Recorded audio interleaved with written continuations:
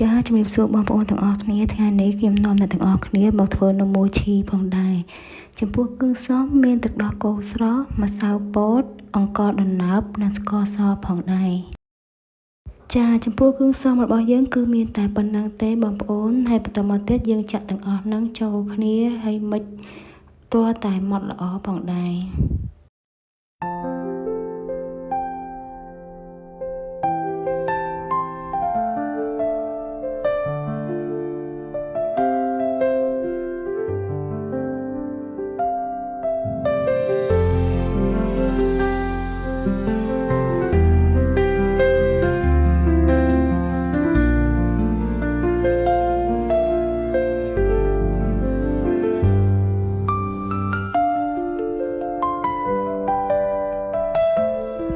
ចំពោះម្សៅរបស់យើងគឺម៉ត់ល្អហើយក៏ខ្ញុំយកវាមករែងដើម្បីឲ្យម្សៅរបស់យើងកាន់តែស្មូតបន្ថែមទៀតផងដែរបងប្អូនចាហើយបន្ទាប់មកទៀតយើងយកទៅចំពោះម្សៅរបស់យើង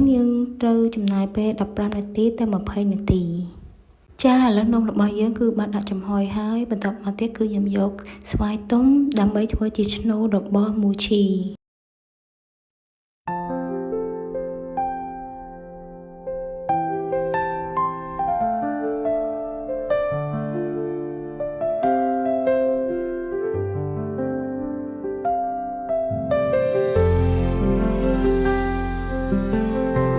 ចាឥឡូវម្សៅរបស់យើងគឺឆ្អិនល្អហើយខ្ញុំក៏ដាក់ប័របន្តិចដើម្បីឲ្យមានរសជាតិកាន់តែឆ្ងាញ់ហើយជាមួយនឹងពណ៌សម្បុរវាមើលទៅគួរឲ្យចង់ញ៉ាំផងដែរ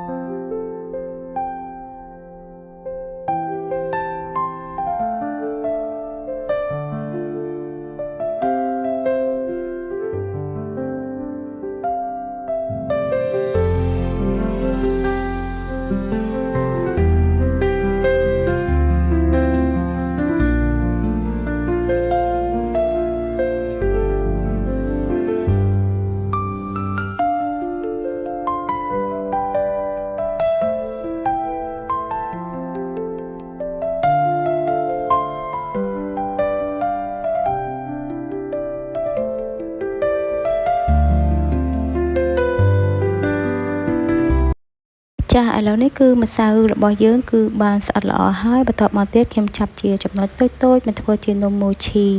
ចំណែកខាងក្នុងគឺមានផ្លែស្វាយឯខាងក្រោមគឺមានម្សៅកំទេចដូងផងដែរ